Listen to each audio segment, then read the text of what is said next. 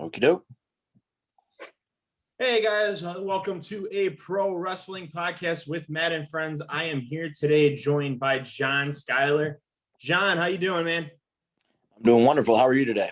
Good, man. Good. I'm really glad that we're doing this. Like I told you before, in messages and stuff, I've followed your career quite a bit over the years. I'm a huge fan. Unfortunately, we haven't seen a big break for you in like a main showing. Unfortunately, I mean, we get to watch you on AEW Dark, which is awesome. I mean, I still get to watch you. I would love to watch you more regularly. I think a lot of fans would. I have a couple questions here for you. I know you just got done with an injury. What exactly? When was that pinpointed? When did the injury really happen? Thank you first of all for the kind words, and thank you for having me on. The injury took place back in June of last year, taping a match for AEW Dark against the Dark Order. And it was just kind of like a fluke thing where, I was going to do a basic forward roll underneath the clothesline, and it was just enough contact there to where, my ACL, MCL, and PCL just all went right then and there. So after 12 years of doing it at a pretty consistent base, on a consistent basis at a consistent level, it was probably a little bit of wear and tear, but that was the thing there that kind of put me on the sidelines for about 7 or 8 months. So I got it fixed back on June the 26th of last year, and I got medically cleared back in January of this year. So I'm back in the mix, and I'm back to, hopefully, like you said, fans will see me a little more regularly on AEW, not only on Dark, but I'd like to make my way to Dynamite. So absolutely, I would love to see that happen too. I mean, I did watch that promo video you made yourself on your Twitter account, which anybody listening, if you haven't seen it, go to John Skyler's Twitter account at the John Skyler and check it out. You told me you did make that all yourself, right? You produced it, you wrote it, everything. So there was a camera crew that had a lot to do with it as well.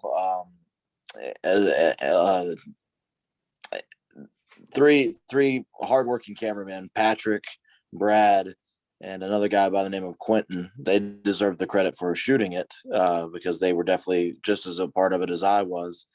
And then obviously they produced it in post and put it together. But that was something I completely wrote on my own a couple days after surgery. Was trying to think of a real cool way to reintroduce myself.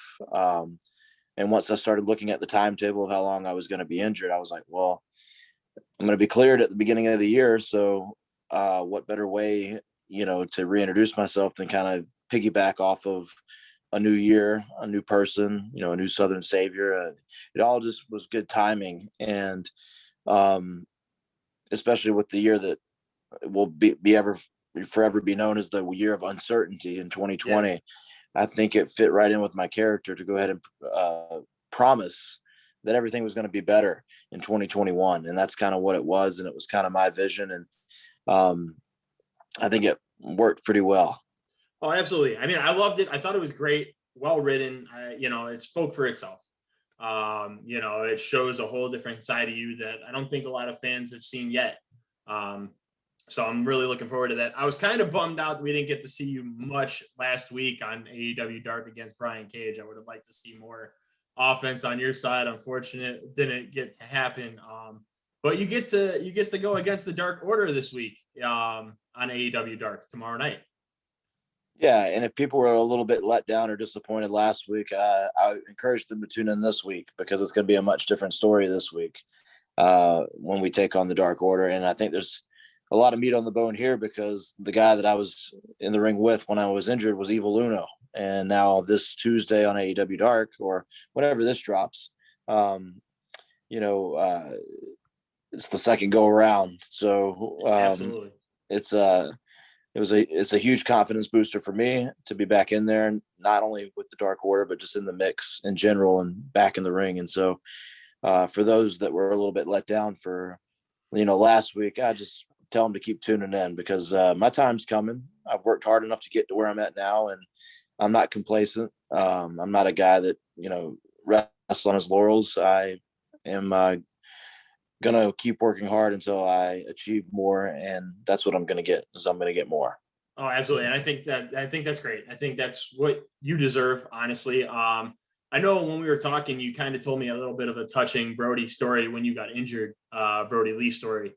You want to tell the crowd what happened with that? Yeah, sure. Brodie and I crossed paths a handful of times. I think we first met at Dragon Gate USA. I was there taking a seminar, and that was probably back in 2009 or 2010, maybe. And he hadn't gone to WWE yet. And then, of course, the couple of tryouts and things that I did as an extra with WWE, we would always cross paths there.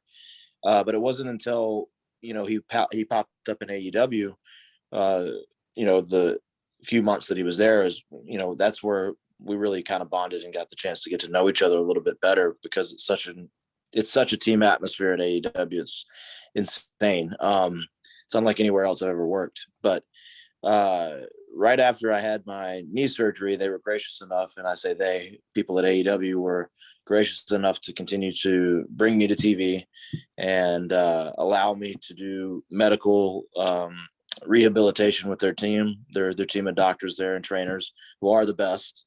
And in between those visits of coming back and forth, there was just one day in particular where I had I was on crutches. I was crutching my way through the lobby, and Brodie was a couple of steps ahead of me, and the elevator door went to close, and he just held it open with his big hand and his big leg. Or actually, I'm sorry, his hands were full. He stuck his leg out and held the door open for me for me to get on my the elevator up. So I was crutching along, and he just asked me right then and there, how what my recovery was looking like. When was I going to be back?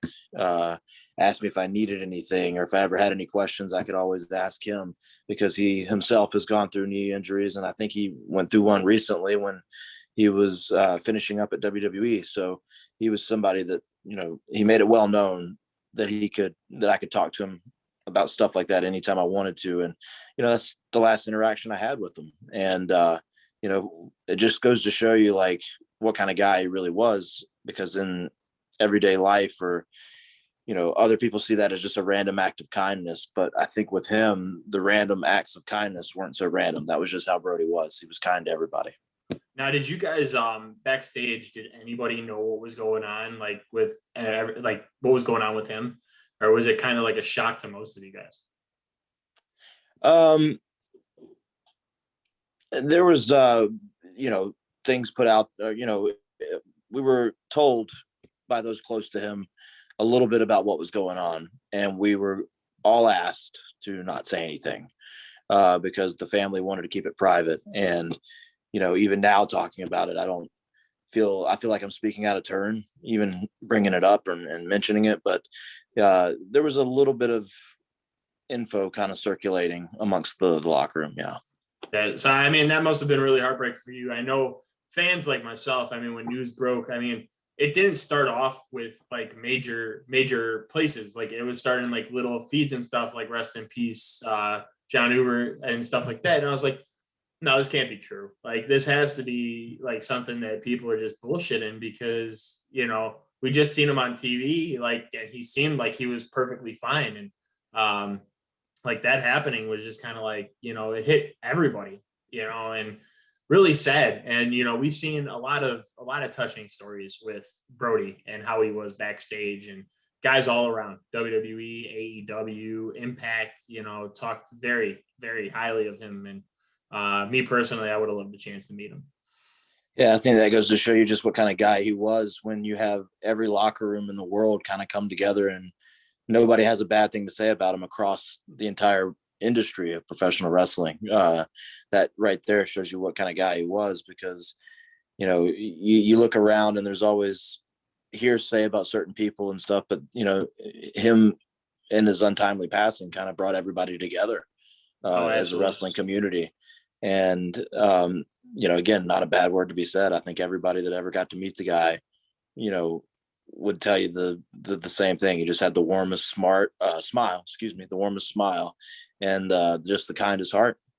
Yeah, and you know what, seeing all the things that are going around, like the tribute show you guys put together on AEW and the stuff WWE did. I mean, I know a lot of talk was bad about WWE because they weren't, you know, the first night it happened, they didn't really show much about it. And, you know, WWE was like, we wanted to give AEW the first, you know, tribute show to him because that was the company he was last working for. And, you know, we've seen a lot since then, like New Day with the tights that they had, you know, contributing to or tributing to Luke Harper, Brodie Lee, which I thought was really one of a kind. You know, like you said, I mean, it's very rare that any company that somebody could work for, nobody has anything bad to say about him. And he just seemed like that kind of guy. But yeah, no, I mean, that's a really cool story though. That the fact that you got to interact with him and, you know, he was there for you when you needed some, you know, advice and stuff like that. You know, it just seems like a really good person. Yeah, he did it constantly. He checked on me constantly to make sure I was recovering okay. And again, asked me all the time, you have any questions? Can I help with anything? And that was something that nobody told him he had to do. And he probably didn't feel like he needed to do it either. You know, I'm definitely not as far up the you know, AEW totem pole as he was. So for him to just want to do something like that, to want to continue to check in, and again, it just shows you what kind of man he was. Yeah, absolutely. And you know, rest in peace, Brodie. We miss you. Now with AEW Dark, we see you on there a little bit. You know, we've seen you as an extra in WWE. What's the difference in those locker rooms? I mean, like, did you feel more at home at AEW than you did with WWE, or was it just kind of like, how did you just feel with that? Um, well, honestly, I don't really feel like it's a fair comparison just because the world was a lot different when I was getting tryouts and working and doing actual work for WWE. When AEW called, there was no wrestling going on. It was the beginning of the pandemic, and uh, things were just different. Um, I know from day one, I have felt very much like an equal at AEW, which is all you can ask for if you're a talent trying to find your way. You don't want to be looked at as a second class citizen or, you know, a bottom feeder or anything like that. You want to be right there in the mix with everyone else. The full-time contracted talent, you know, you want to be seen as being on par with those guys, because sometimes the best way to stand out is to fit in or act like you already belong there. And I just know from day one, I feel like I've been given just opportunity after opportunity. And I think it's been, you know, very beneficial to me, and hopefully in turn it's been beneficial to others there, because I feel like one of my strong suits, especially in wrestling, is you know, helping teach and also helping make others better as well. So it's been, you know, it's kind of crazy because I'm coming up on a year now having been, you know, given the opportunities at AEW. Obviously 8 months of that was sidelined, or I was sidelined on the shelf. But it's just kind of crazy how time's passed so quick, because now I do feel like a regular member of the roster, and like a member of the locker room. And, you know, again, I just have really enjoyed it. It's a real laid back atmosphere. Everybody, you know, it's healthy competition. I think everybody strives to want to be on Dynamite every week. I think everybody wants to be in the main events. Everybody wants to be doing something on television. And with that many people in such little time, you know, not everybody's going to get everybody's not going to get the shot. So it's very much a healthy but competitive atmosphere. And I think across the board, I think AEW has changed the business for the better. Well, I know, and you know what? That's what I love about Dark is, you know, it gives guys like you an opportunity to show what you're made of. You know, I watch a lot of indie wrestling. I have Fight TV, the app, and stuff like that. So I watch Championship Wrestling from Hollywood. So Dan Joseph and Levi Shapiro, like I watch them on there. And you know, like I said, I followed your career quite a bit.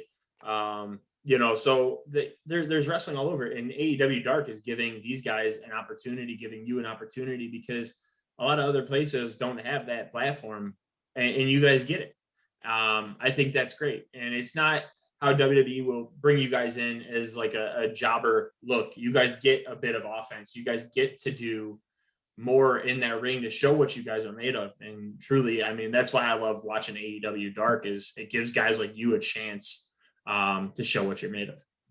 Yeah, and there's only so much you can do if you're given a situation where you have to be out there for 30 seconds or less. I mean, you can't really show what you can do.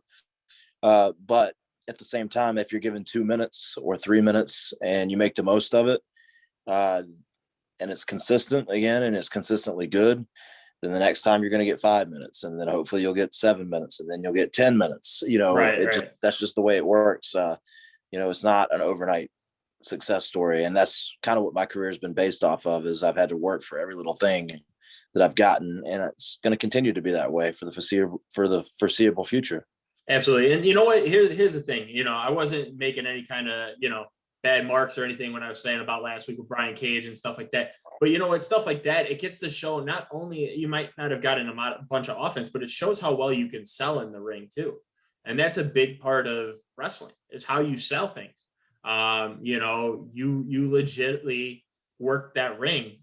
You do very well. Now I want to ask this question too.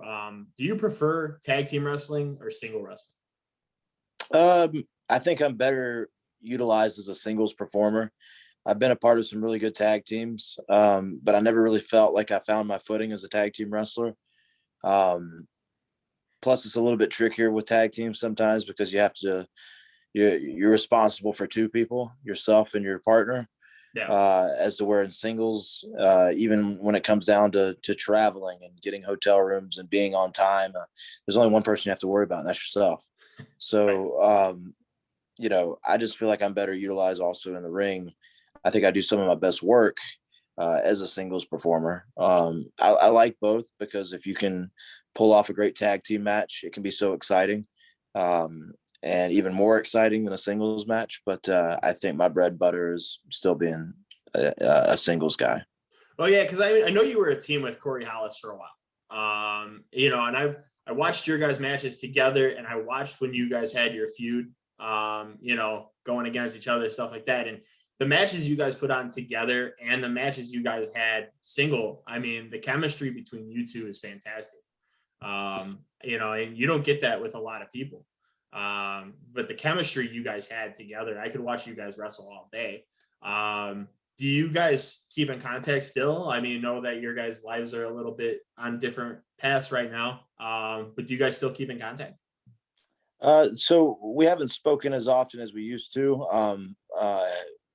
Even that 2-year feud, I think that we had with each other, and, however many years before that tagging, we saw a lot of each other for a long time. So, thank you for the compliments. I enjoyed the rivalry that we had with one another. I thought we told some incredible stories. There were so many layers to it, so much meat on the bone, as they say now. But, that's some of the work I'm definitely most proud of. And unfortunately, that's also the most blood I think I've spilt in my career over the course of only 2 or 3 matches. So, yeah, you guys had some brutal matches, man. And they were great, though. I loved watching them. Like I said, you guys told a perfect story. Now, a lot of people I don't think know, but you used to be a tag team with Cash Wheeler from FTR. Back then he was Steven Walters. How well did that work out? Great. He's pretty much my best friend in the business, and we've kind of been. It's crazy because obviously, when we were on the Indies, our career paths were very much the same. We were the same kind of, not the same kind of wrestler, but the same kind of individual aspiring to be a wrestler. As to where we would get in the car and we would just drive. Even if we weren't getting paid, we would go and do these shows in Chicago and New York and Pennsylvania and Alabama. And we would go, literally spend all the money that we had getting to shows, every single weekend for quite a while. And so that just kind of drew us together, and we're like, well, we should be able to do tag stuff if need be. And, from there, that kind of took us to England, and we did very long tours over there in Europe over the summers, and that was fun. And not too long after that is when he got picked up by WWE. So Yeah, I mean, he's super talented, and him and Dax together, I might be a little biased here because we're all Carolina boys, but I don't think anybody can touch what they do in terms of tag team wrestling. Oh, they're magical, magical. Yeah, and I think also, if given the time, uh, here even recently when we saw Dax and Jungle Boy in a singles, I think you're also going to see soon what they can do and what they're capable of as singles performers too. Obviously, I think the world would be missing out if the team ever broke up or anything like that, because I think they're incredible and I wouldn't ever want to see that. I think you can't really have one without the other, but I think they're also they're both capable of being singles performers as well, as evident when Dax and Jungle Boy had their incredible match. Well, I've seen because I've seen Dex do singles before Cash got over to WWE. Scott Dawson was doing his own thing, because he was teamed up with Alexander Rusev for a little bit there, and then doing solo. And I think we didn't get to see as much as like you said. I mean, we seen him fight Jungle Boy in a singles match, and we seen a lot more what he's capable of than what WWE was able to do with him as a solo competitor. But yeah, it'd be really, really messed up if we seen a world where they weren't a team anymore. We see right now like Max Caster on AEW doing a solo thing, but he's still got Anthony there. We could do that with FTR as well. I would love to see you get into kind of a situation with FTR a little bit. I think that'd be cool. I think that would be a little bit of a cool story to tell. Absolutely. I definitely think as time goes on, I think people will realize what exactly I'm capable of as well. But also, I think I'm going to find the right fit somewhere in AEW, whether it's as a singles or a tag or a part of a group. I think there's something there for me, and it's just a matter of figuring out what it is and the timing being right. I think it's there. I know it's there. Yeah, and there's so many guys there that I can't wait to have matches with and really put in some time and wrestle as well. I mean, guys like Darby Allin, guys like Ricky Starks, Jungle Boy, Cody. There's just so many guys, Scorpio Sky, that I would just and now the guy that is blowing my mind the most as of late is Ray Phoenix. It would be just a pleasure to get in the ring with any and all of those guys. Oh, absolutely. And I see it coming. I mean, AEW Dark is a cool platform because you get to see a lot of these guys like Aaron Solo, who just got signed. You see, Max Caster and Anthony Bowens were doing single things and they both got signed. I mean, AEW Dark is giving you guys this chance to show what you're capable of. And I think that's what's cool is it's giving you guys an opportunity to get your contracts and show the world that this is where I belong. Yeah, like I said, it's definitely a blessing, especially at the times that we were in where the independents kind of shut down. It goes to show you what kind of people the management are, like Tony Khan and everybody else underneath them, wanting to give guys an opportunity, wanting to put some more money in guys' pockets during a pandemic, and just the kind of heart that they have for not only professional wrestling but the professional wrestlers in the game, making sure that they're taken care of and their families are fed. Oh, absolutely.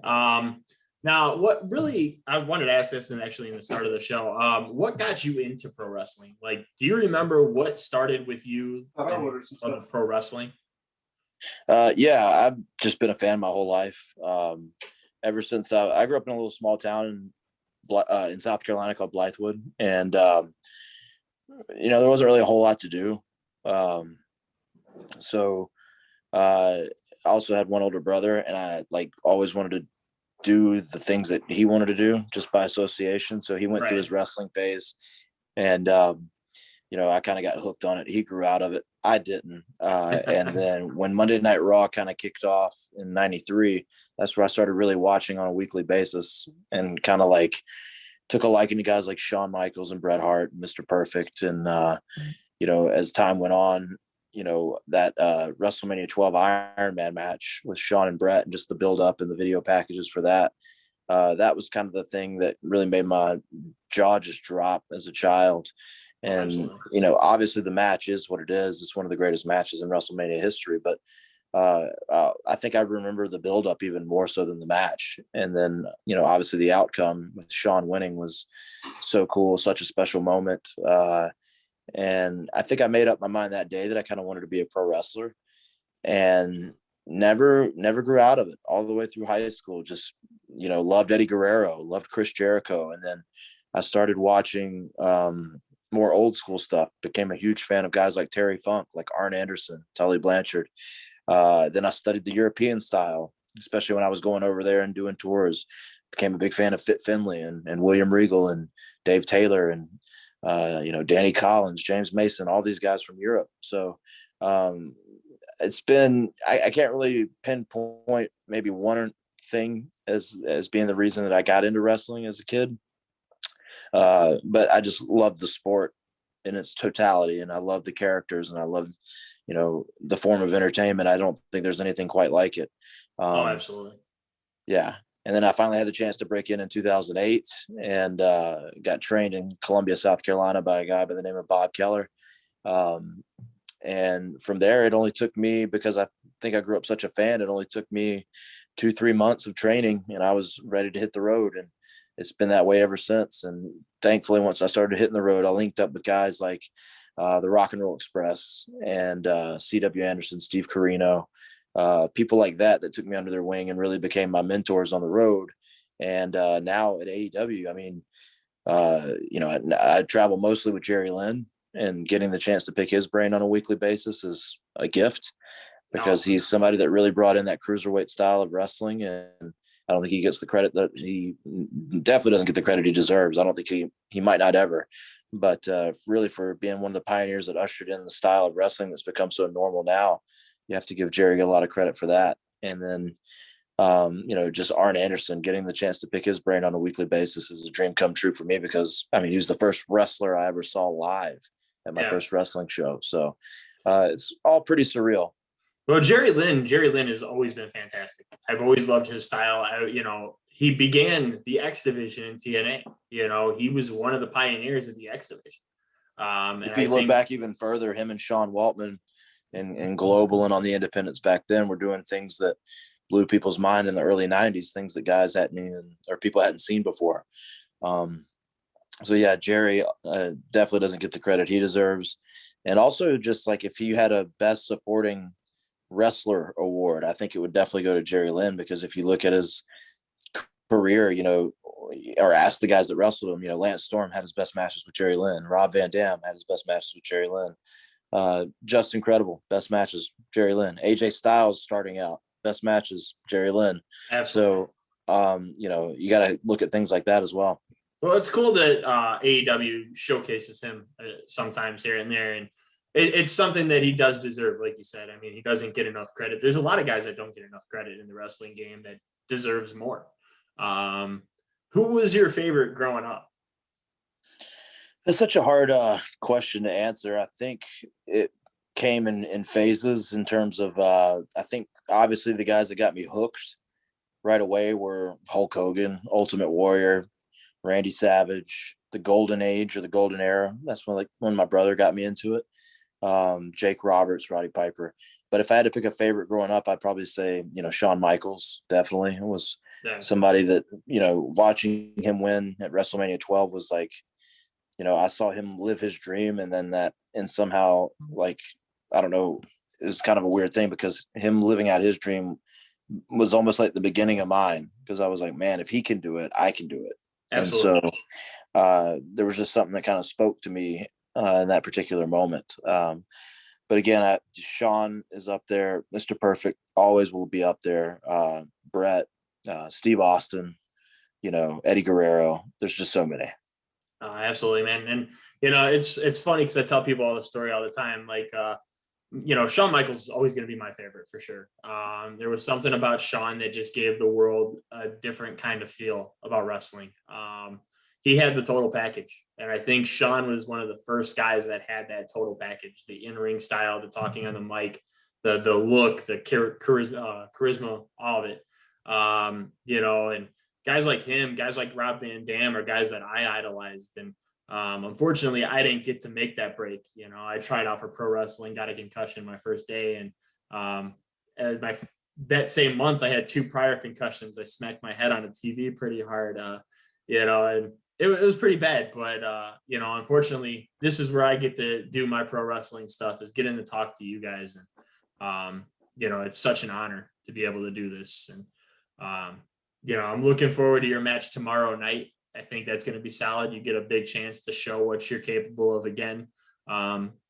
And I'm hoping that, before spring hits, we get to see you on AEW Dynamite.